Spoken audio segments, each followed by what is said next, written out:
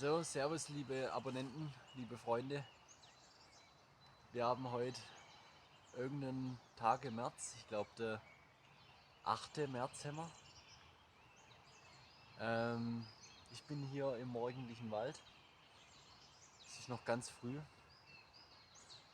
Wir schreiben das Jahr 2024, das heißt Silvester ist vorbei. Ich habe aber immer noch ein paar Böller. Also jetzt keine polnischen Böller leider oder so. Aber noch ein paar Böller, wo ich von jemandem gekriegt habe, und die benutze ich jetzt für das Video.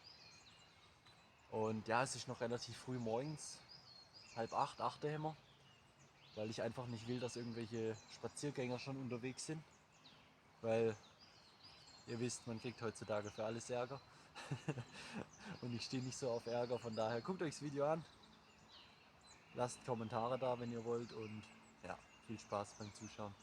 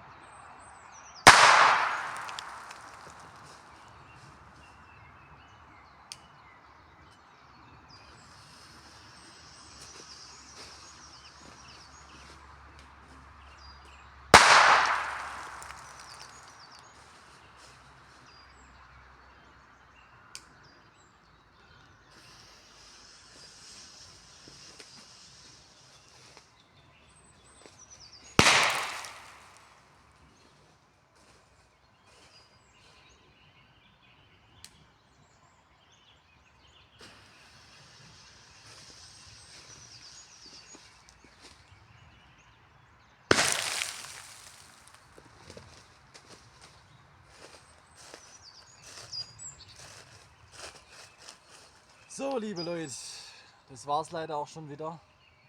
Ich wollte es jetzt nicht unnötig in die Länge ziehen, weil ich habe echt keinen Bock, dass jetzt irgendwelche Leute hier vorbeikommen. Macht's gut, lasst ein Abo da, wenn ihr noch nicht gemacht habt, und ich wünsche euch noch einen schönen Tag. Ciao.